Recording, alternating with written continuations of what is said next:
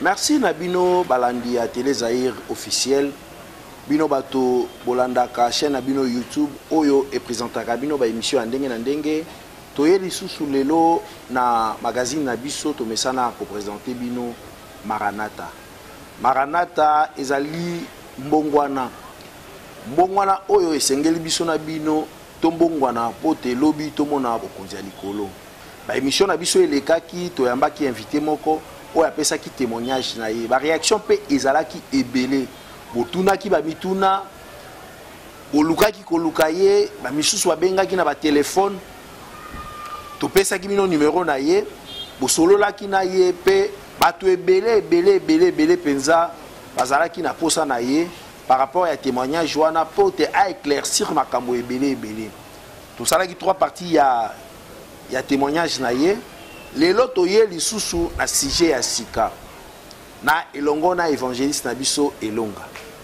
Papa Elonga, merci na ningo répondre à l'invitation na biso. Merci papa Oxy, za problème te nzamba sali biso ngolu. Pour na nité to ya tango sengi to ya koloba na part ya nzambe.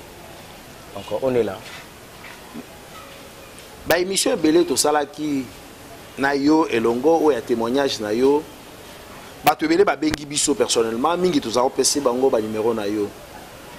Batouana ba réaction na ezani par rapport à réaction à libota nzambe lolenge bengaki par rapport à témoignage auto salaki ni okokoloba na pesi nzambe merci parce que témoignage zo ki ta ko édifier ba libota nzambe et na yeba ki te que libota nzambe ko zala édifier ti na niveau wana et na yiko comprendre ngo après ko témoigner en tout cas bande ko ba bengaki pona ko ba ki papa témoignage na yo édifier biso pe to se retrouver na kati ya ba ignorance mususu makambo mususu bande ko sala to zo yeba te que to zala ki na kati ya chemin ya kufa. Mais à travers votre témoignage, nous avons grâce que tous allons quand même une bonne compréhension et puis tout le monde dans le noir. Tout est comprendre la vérité c'est quoi et quel est le bon chemin pour la vie na biso. En tout cas, on appelle ça qui nous avons merci et puis na pambola qui chaîne na bino mingi et nous avons continué ko pambola yango. Merci. Na mosala qui toko zali ko sala de façon que libota na nzambe baza la sauver. Libota na nzambe za la sauver évangéliste Elonga. Lelo toye na thème mususu o to sengeli ko sala o to milobeli pe to bongisi pona ba ndeko nyonso ba nyonso bandimela Yesu Kristo lokwa mokonzi pe mobikisi na bango toye na thème to la kisa bandeko ba monde satanique parce que na kati ya témoignage na yo maloba wana eza na kati en terme ya monde satanique. Soki bandeko pe bayebi yango ko édifier bango omoni ndenge ni na thème wana obiso to kanisi non ezamalamu ko expliquer les 5 mondes sataniques. Pourquoi? Parce que la majorité ya bato bazali ko vivre yemoko déjà na kati monde wana mayebité et ba attitude na ye ba réaction na ye ba songe na ye lo lenge na vivraka azoye baté kazala déjà communiquer dans un monde quelconque soit azali ko représenter déjà monde moko sur le plan physique ya yebité.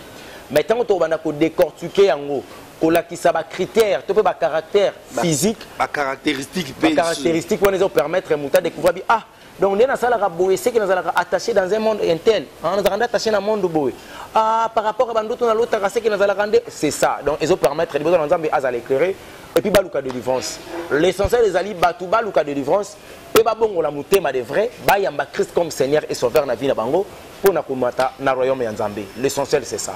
En tout cas thème topo proposition ya idée wana eza malamu te eza malamu ça mabete ah papa Elonga évangéliste Elonga balingi na pesa na mbote na ndeko na ngai oya za en Afrique du Sud la Joslandu yepa landa ki témoignage et yepa sepela ki était chaîne na biso et a sepela ki na musala o chaîne na biso eza ko sala alanda ki témoignage na yo alandaki yango malamu ye pa réagisaki asepelaki makasi pe alingaki que to continuer pe na lignée wana yango nazopesa ye mbote kuna na Afrique du Sud directeur général ya Express Connection la Joslandu topesi yo mbote ene sika ozali yo na libota na yo mobimba elongo na molongani na yo bobo papa Elonga a monde satanique yango eza ndenge nini.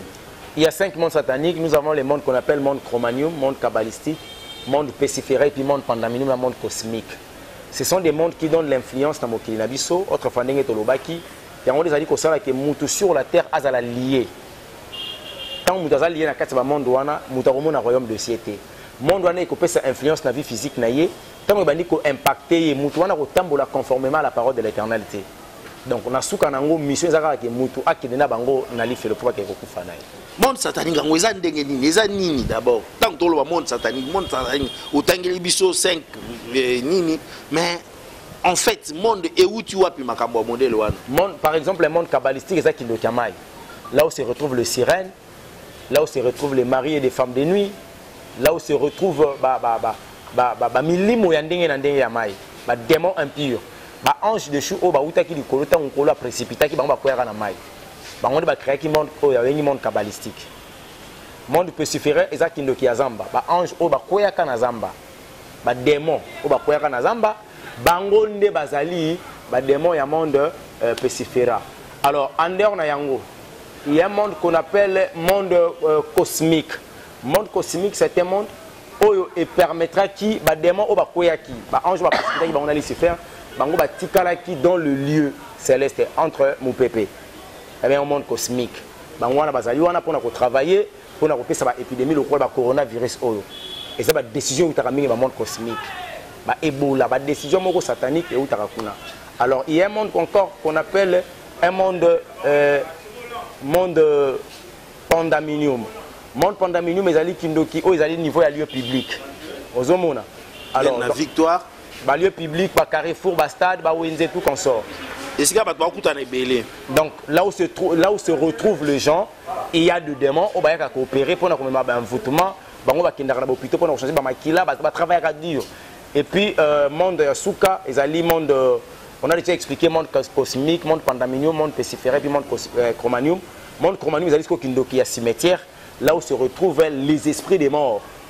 Les démons abattés, on va travailler entre Mokina, on a des tourments, on va fonctionner, on va détruire les bateaux sur la terre. Alors, tous ces mondes-là, Lucifer a compris qu'à côté, il n'a jamais omniprésent, maître omniprésent, notre éternel Dieu. Il est omniprésent. Ouais. Et tant qu'il est omniprésent, il y a des gens qui sont omniprésents. Qu'est-ce qu'il faut faire? Qu'est-ce qu'il faudra faire? On a créé un monde pour permettre à récolter les informations et puis ça a facilité à affecter le monde entier, la planète Terre, facilement pour faire manipuler pour l'enfer. Donc c'est comme ça. Donc, 5 mondes wana nyonso ezali manifestation à Lucifer ndenge nini aza coopérer awa na mokili. Donc ndenge ozabo yeba kiza na monde moko oyo lukaka yo. Soki lukaka ote ozara déjà attaché na monde wana. Condition ya liboso po obima na monde wana nyonso il faut recevoir. Et n'a pas ça exemple. Ah, on a exemple liboso te. Fa on a pas si net exemple mais ngana za na monde wana te. Voilà. Donc soki kaka o recevoir Christ comme Seigneur et Sauveur personnel ya vie na yo. Voilà. D'office au le na délivrance. Ba lien nyonso familial, ba lien nyonso coutumier, ba lien nyonso ya mboka parce que ba ezala ba démon ba kengela la ville. Ezala ba démon ba kengela la province, ezala ba démon ba kengela la pays et donc ba représentant et ba entité nyonso o démon ya venir azalaka. Démon surveiller la vie ya mutu azalaka. Po bachaya wana po a surveiller ka vie na yo pour de façon que yo makamono ezalaka toujours informé dans les mondes des ténèbres. Alors pour ozala acquitter le mambwana nyonso, il y a une seule condition, c'est Jésus-Christ.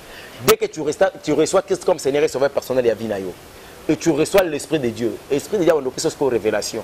Baniko expliquer tala bitumba na yo sike uta. Tala bitumba na yo, tala bitumba na yo, tala bitumba na yo. Allez, côté la profondeur à prière na niveau haut. Au badi ko bondela. Tant côté la profondeur à prière. Ko la partir na soka longi so que na longisio. Siko salabo. Olongo na longisio, siko salabo. Donc on les cas sur la terre. Mais biso c'est tout un problème. Et ça déjà dans la nature, il y a biso batou, nous avons 3 sortes à pécher. Nous avons péché par nature, péché par pensée et puis on a péché par ce qui est, je vais parler de ça. Péché par nature, ça signifie que botama ya mutu abotem déjà na disomo. Nakati ya lisomo déjà. Mutu abotama nakati ya lisomo. Vous comprenez? Oui. Mais péché par pensée, ça va péché oyo. Ils d'une manière environnementale. Au fin du boy, une fiazo les calati bien tu commences à consommer le péché pour au monde na niveau ya âme na yo. Et puis ils ont péché monsieur à commettre par rapport à acte. Après avoir que mon attend au moni et Tony au qu'on a posé ce qu'on acte. OK qu'on poser ba acte. Les actes que tu poses, ça commence à maintenant ya ko péché na niveau ya pensée. Par exemple, au moni fimo relati mabe. Au costume qui na makanis. Voilà. Au saline rapport sexuel na makanis. Tu as péché. Si au longo na niveau wana, au salaire fort ya ko zoyer bo kranka ce qu'on autres penza ya solo. Au qu'est-ce qu'on prêcher c'est qu'on en acte. Pour exécuter ma canicina. Voilà. Donc, aux usines, il y a les soumous, vous voyez qu'on yango. Et ma cambouana nyoso, ezali attaché par un démon. Chaque péché est représenté par un démon. Démon est représenté par un monde. Donc, si on a comprendre bien, mutu nyonso o azolanda biso, zabolo azako réclamer d'une manière ou d'une autre na monde na ye, par rapport à la famille na ye, par rapport à l'environnement o yazo vanda, par rapport à pays na ye, donc c'est que biso nyonso par rapport même sur l'église azo sambela. Ouais, na église pas azo sambela ko mema epé na lisumu wana, mais c'est que biso nyonso to senge ko za la prudent na makambwana, to senge to yeba yango, bok to telemela yango. Effectivement, il faut que vous pour sauver. Tu sais, quand tu vis dans le péché, quand tu vis dans le mal, tu auras toujours du mal. Il y a au moins en Jésus-Christ. Le plus grand problème, il y a Moutouezali qu'au Kabana. D'abord, on a les soumous. Parce que tant que vous en avez les soumous, vous comprenez? Or, quand tu évites le péché, tu auras maintenant l'Esprit Saint. L'Esprit Saint a l'esprit à révélation. Molimo Saint a aidé aux révélation et à vie na yo. Environnement et puis ça a influence parce que ça va des mots gérer en gros.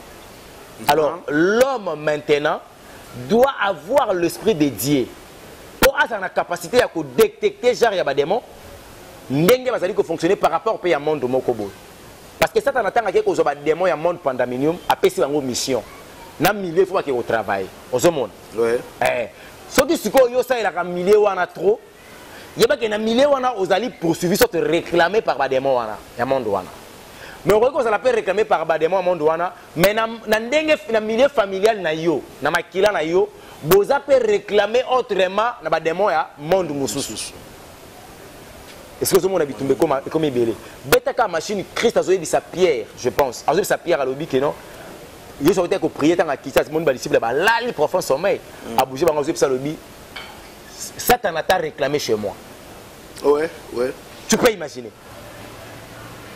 Azakou permet à Jésus, il y a mon disciple qui soit permet à Jésus.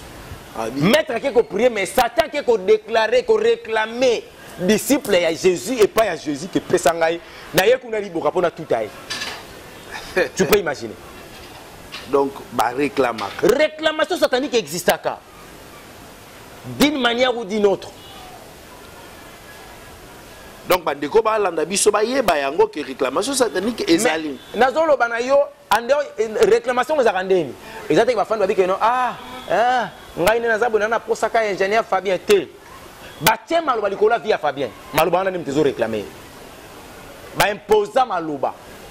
Parce que le pouvoir de la parole, papa est tellement puissant tu ne peux pas y croire. Sur une histoire il y a Jacob Nezao. Leur papa Isaac, qu'est-ce qu'Isaac faisait? Isaac a yebisi Esaou bomelanga nyamana pambola yo.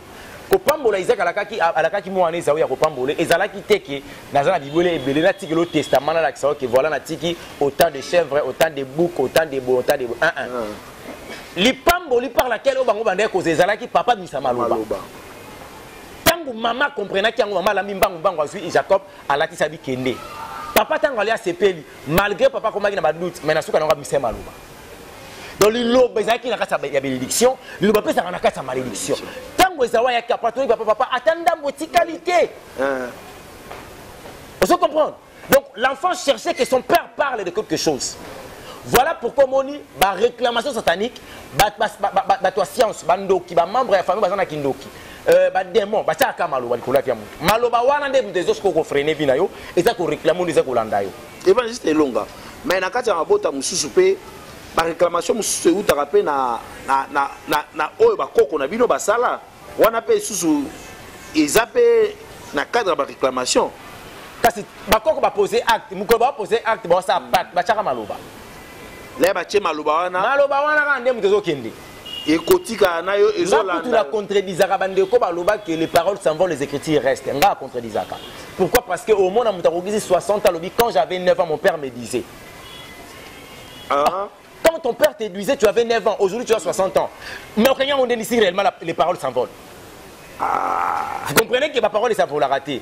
Et ça, les gars, nous avons lobé là, ils font dans la case à mon thème. Et puis, nous avons dit que nous avons dit que maman a mis nous mettre. Tant que tu vas dire que lobé là, quand il oh, impacta vina. Impacta vina. Donc, la réclamation, il y a ma famille, il y a des démons, il y a famille, il y a famille, il y a chaka maloba. Mukolo ba ko ça la pacte. Je prends un exemple. Il y a des gens qui sont en Équateur. ils ont dit que le côté va faire balité. Baza déjà donc bango attaque. Kokolo na bango c'est qui maman na pêcheur. Alors ça la pêche na kati balé ça li pacte na li si faire que ngande na zaboni balé ko kufate ngam na le sara village. Attaque quoi na mai ba bimisaye asana nyama mai yemo akoma ngando. Et ba réclamation comme ko ça la pacte azama mbalubaka. Ke bana ngaba ko kufa na maite. Ba ko na ba ko kufa na maite. Ba ko na ba ko kufa na maite. Na retour ça tana bisi en tout cas yom to le sa village. Tozana posa na yo wana nganga. Chama kila achema kila. Loko lobi boy biso to lobi yo to ko simba yote. Ni bana yo ni ba ko na ni ba ko na. Descendance na yo nyos. Ba katela ki na 4 générations. Ba ça ki nyos ote. À partir à 5e ko ko yebika mona bangote. Ana souci na bangote. Atikela bango libabe. Siko 5e wana. Ba etant ba yebisie bon ah yo olobi ke topé ça par exemple pouvoir wana ba ku fana balete. Na retour yo lingi ba koko bazwani. Na bana na yo kasi. Ote bana ngai ba bala. E ba bota te. Ote bana nga ba bota po kombo na biso kende me ba bala te. Kama lobo atie wana boluki mariage ezate. Moko mona ke bana ba bota tango bana ba boti. Bana so ba ko comprendre que tozana combat ya mariage. Ba continue na profondeur ba une révélation ba ni ko combattre libale yé na bana bango. Bana bango so ba une révélation te ba kangama na robota. Soki bana bango ba bali ba boti bana bango ba robota wana ba osami tout likolo ba osa stable te. Akuluna. Soit bana bango ba kozala stable ba kotanga te. Soki bana bango ba tangi ba kosala te. Wane wuti kaka na oyo koko. Réclamation satana papa. Yango mona kaso comme le 31 décembre à Kiti qu'on a livre de souvenirs, un livre de vie naé pour la première fois. Pour y a chaque année, ça t'a quitté dans ma bello to miatara chaque année, un certain 31 décembre. À Kiti Fungoli, na livre de souvenirs, na livre de souvenirs, na livre de vie pas ça nango, ni si fait. Wana akomo kansa ba pacte ya ça ça. Est-ce qu'on a un livre de souvenirs? Avant dit que la vie famille Kimbeni, na ngina yeba, c'est au exact 30e génération par rapport à pacte na sala na bango. Aux première génération na ndenge bosala parti ya kozwa ezala ki profite au bango na domaine abandi na domaine wana ce que ça que oh ezala troisième génération pas que varier bango domaine toko ta domaine toko na ki domaine ba ko ta domaine wana na ba ya ko se souvenir na ba liste na bango ba sala ki ke année 2020 ba lui oxia ko vivre jamais il faut kozwa et na 2020 ba bi que tant comme na mois de mars tant comme le 8 fois kende. Parce que le 8 mars, c'est le cas où Koufa tête, comme le 31 décembre, on se souvenir. Mais à Koufa qui était Nengeni. Et là, on va avoir un démon, les démons qui gèrent le Congo. Il y a Kafanda. Mais aussi sur la terre, à Zandé. Abinga, il y a des soins, il y a des responsables, il y a des démons à gérer la province à Kinshasa. Voilà par exemple. Oui, démons à Kinshasa, il y a Télémi, va poser des questions. Tolobaka na yo que papa Oxy par exemple. Papa Oxy.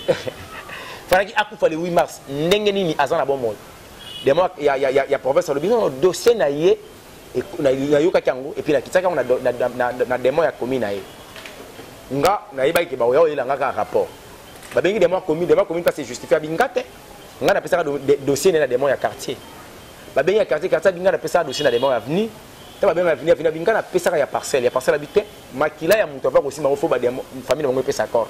Ba ko benga des mois c'est la ya famille na bi.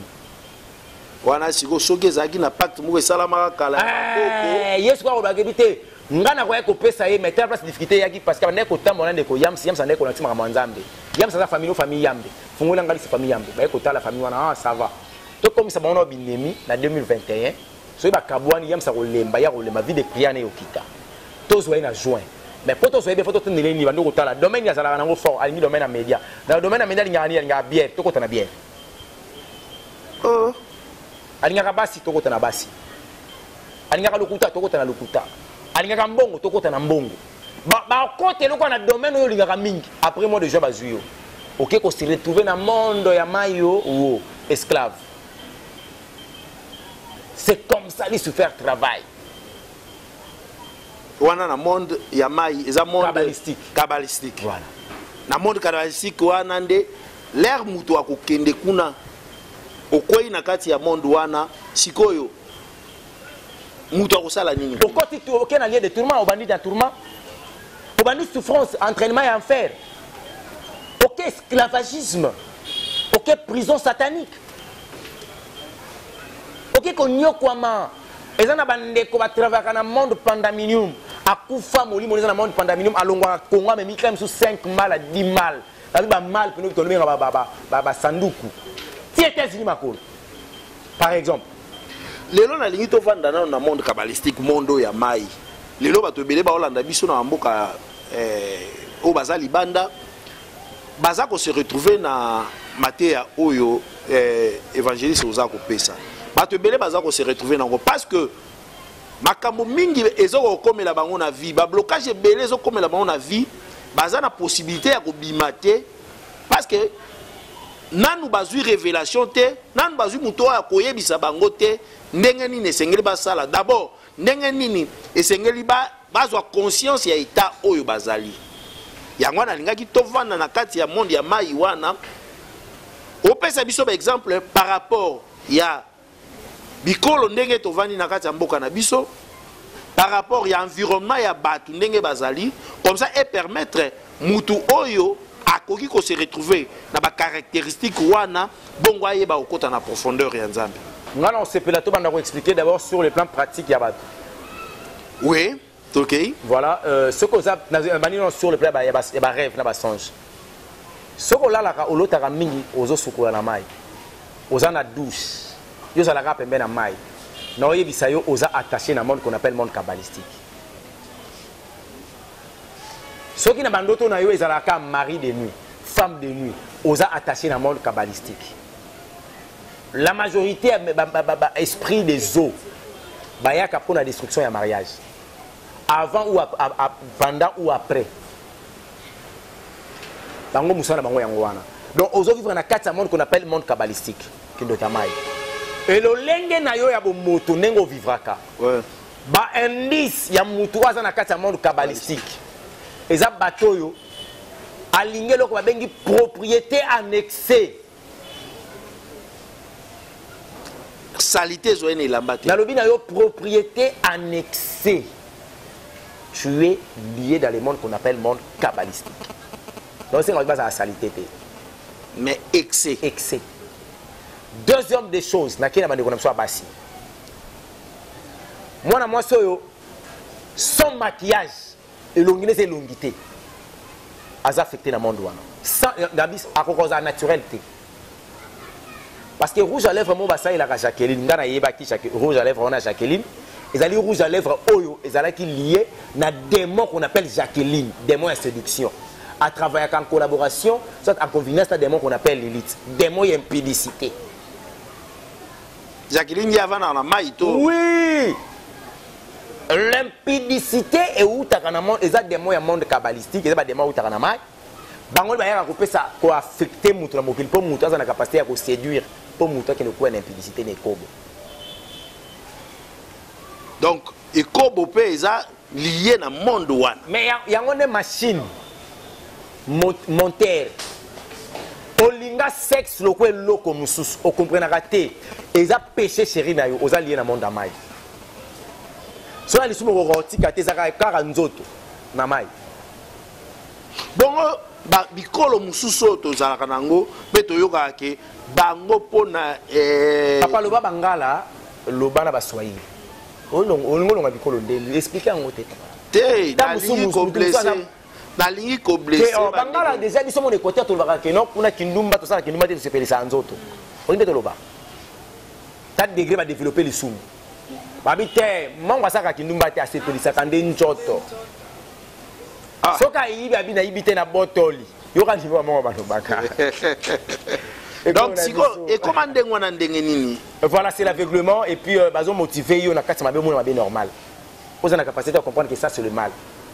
Vous comprenez? Pourquoi? Parce que nous sommes environnés que na kati mai. Biso na kati biso e balaisé ba mongo. Sur la même musique mabe ici, je sais pas à l'époque, ngaba ndeko yo kango. Ce qu'on ça la incantation na musique na yazo yemba to bengi bilima. Bilima ya mai, bilima uta na mai. Donc basa ba to mai.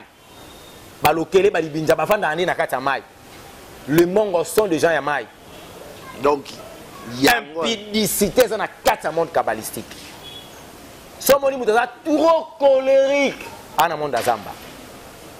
Watu kufungola ngo to expliquer monde persévérant. mais na kati ya monde kabbalistique ba critère yango wana na niveau ya ba église ouais soromoni pasteur et comme le quoi doctrine mai mafuta mungwa encens putulu monde kabbalistique monde à mai bazo travailler na kati ya mai likamuke simba mai to bondela soki pasteur soki prophète aozwaka mai abongola yango jus abongola yango bière abongola yango soki nini prophète magie rouge bona magie rouge magie ya spectacle abongola yango apesi bato bamela nayebi te soki apesa bato bamela batalaki kaka na télévision asimbi bidon mai asali boye mamo ekomi jaune mai ekomi mamo jaune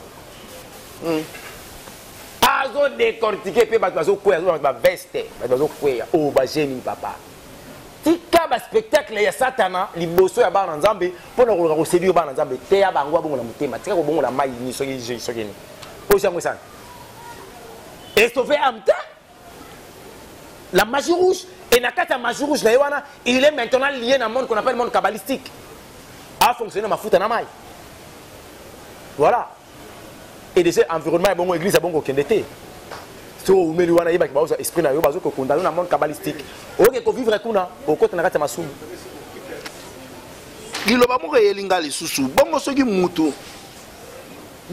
mutu azali na kati ya ba misala wana nyonso eke azali lié na kati ya makambo wana c'est vrai misala na ye ekozala ndenge nini na comprendre question te na lobi soki mutu aza par exemple lié na ndenge ya bokoko na ndenge ya nini na ndenge ya nini soki mutu aza lié na kati ya monde wana ya mai otambola na ye na se ya moi ekozala ndenge nini kotambola na ye ba acte banda reposer to vie na ye vie les vie via blocage akoki kozala émerger na mbongo mbongo yango asala nango eloko te à chaque fois bango na monde mai banda komanipuler et comme on a tellement bapesi mbongo tanga azwi mbongo ya batindeli basi ozomona mission na bango na se na moyo ezaki muntu wana aumela akokisa ba séjourner sur la terre akufaka life abana na bango esclavagisme pas na bango alors sur la terre au monde que azalaka stable dans le domaine ya libala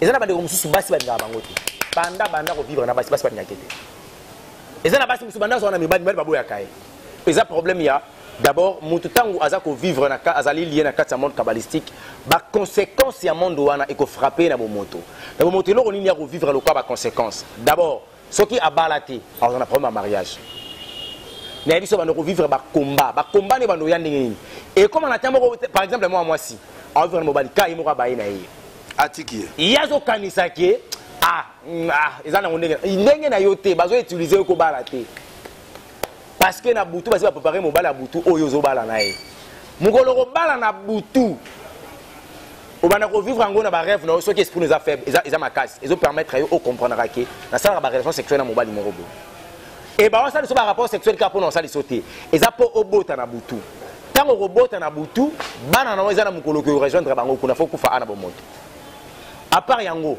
awa sur la terre finance aux en a problème. Donc combat na finance, émergence aux en a problème. Et si ka baninga ba so évoluer banda ko évoluer ti. Obanoma le roi au tamboli après comme na tamo bo esimbité donc yo so OK fo zonga donc via stabilité zati. Au moins dans le domaine où vivre ba peso moi mon peuple dans le domaine où le roi aux à l'aise or aux en cas d'emprisonnement satanique parce que vous en a samai. Donc ba monde wana so ba capter esprit na yo ba koto na prison ba komi ko gérer yo ndenge bango balingi. Et ba réaction on a bon moto ezala kaki donc on sentir que oza lokwa mutu moza oza na sa malédiction mais muta modisa obo omona été okoli respect pa ba parana yo otangi ba classe mais musala ya malonga ezate bato le kina niveau eza bato ba le kina mbongo na musala yo sa soko sayeli mutu musala mutu ane ke liboso mais ya yo moko yeso ngasima oza na sa mal de ba réaction mingi na ko koloba pona émission ya lelo yango ba na makambo nyonso soki mutu aza ko se retrouver na kati ya situation wana po abima sikoyo nzama pambola papa parce que c'est comme si tu osala l'émission mais c'est comme si tu ozoteya Au poser une question, tu peux y répondre au Lukina solution pour la libota Nanzambe. Nzamba pambola yo. Merci. Nzamba pambola émission oyo. Oza ko sunga penza musa Nanzambe. Solution ya liboso, l'homme doit reconnaître d'abord makambo tolobi. Soka se retrouver na yango na kati. Abengi basala Nzambe papa, ngambo kwa tina za vrai. Ba vrai serviteur de Dieu baza même bisika bango baza. Problème na bango ba ko luka o mi so beta. Bazo luka o molimo so lobate. Ozomona. Alors, parce que Luka Molimo Santo appelle sa bango inspiration réelle et correcte ya vie na bango. Pour bailler balo lengani il faut batambola. Et donc il faut pas ça les alliés que Luka cher Saint-Esprit. A couper sa inspiration provisoirement ba ko benganga. Ceux qui basent na confiance en Nzambe à travers nga ba ko benganga. To ko yedi sa bango makambo nkolo alobi na makambo nkolo alingi pour na vie na bango. Ba ko le kana de délivrance après délivrance ba ko bandela ko yamba Yesu. Ceux qui basent na etonga, il faut pas la rebaptiser. Basa la base au baptême asika parce qu'avec baptême asika il y a acte d'engagement nouveau basali na Jésus Christ et permettre bango pour base au royaume de ciel. Et ceux qui babimi na kati monde ya mai, il y a aucun démon qui va lier bango, il y a aucune réclamation et que ça les sur leur vie PP s'impacte. Merci bino batolandi biso tozaki na première partie à éviter. Première partie na biso to zui introduction il y a monde 5 monde nyonso wana ndele loto bandaki na monde kabbalistique oyo monde ya se ya mai oyo papa Elonga auti ko expliquer biso na éviter lubasuka lubasuka ezali que monde kabbalistique et silité to fongola ngo to expliquer ndenge nini mutakota na polygamie ezape moko ba conséquences et puis sort ya bana ezala nini sur le plan spirituel et puis sort na yo muto bota la polygamie ezala nini sur le plan spirituel to expliquer yango pour nous relaxer ba inconvénient ndenge ni botem na polygamie yo muto botem pe na kati ya polygamie sort nous ezanini to expliquer yango kaka na ndenge ko expliquer monde kabbalistique pour nous faire voir le monde ndenge ni satana azali ko travailler après yango ceux qui nkolo soit zongité ceux qui peut liwa et surprendre bisoté to ko simba monde qu'on appelle monde pesifera kindo kazamba pour zali ba kindo koyo sur le plan physique ba fait nango za palpable ba vivre yango yango faut zo ba monde wana po ba te belé déjà au bazana monde kabbalistique ba luka délivrance rapide oya pesiférata ba koya ba luki délivrance oya pandémie ba koya ba luki délivrance oya koya chromanie ba luki délivrance na cosmique je pense que ekosonga biso soko groupe sa numéro de téléphone plus 243 97 58 21 175 plus 243 97 58 21 175 au bengue évangéliste Elonga na raison ya prière question encouragement lipamboli to kozanga te ya koyamba yango nkolo amona bino abatela bino on sane ba problème kolo azala nzambe na ye asunga de façon que libota nzambe o alandi émission oyo bisika ba difficulté telemaki na ye ko cha maloba ndenge ba demo ba chaki maloba na longoli difficulté na komisi yango possibilité et bakal nyoso batira ki yo na vie ndeko zolandanga yeba ki na minute o bakal wana ebongwani escalier pe macho vers excellence si réellement si na benga malokola mosala nzambe bika makambo na lobi par le nom puissant de Jésus-Christ amen amen. Merci Bandeko Bolanda Kibiso na Katia Télé Zaïre officiel. Deuxième partie Ekoya et puis Tokoko Baka Ndengwana. Merci Toebi que la réaction na bino ekozala bino bat boko sepela kana émission oyo boko réagir à travers ba commentaire oyo ezalaka établi na YouTube wana boko réagir pote libota nzambe et pamboma na maloba oyo évangéliste azako pesa biso to pesi merci na la Jos Landu o azali na Afrique du Sud elongo na molonga ina ebobo merci mingi na bana sozai ko sala mama Dorcas mama mi bilema mama Dorcas ta atelier de couture na ye merci beaucoup na ndenge bozali ko soutenir biso to pesi bande ko nyonso o ba komela ki biso na témoignage au ndeko évangéliste Elonga salaki to pesi bino merci tozali kokoba kaka pona ko servir bino na kati ya émission na biso magazine na biso Maranatha. Merci, à plus tard.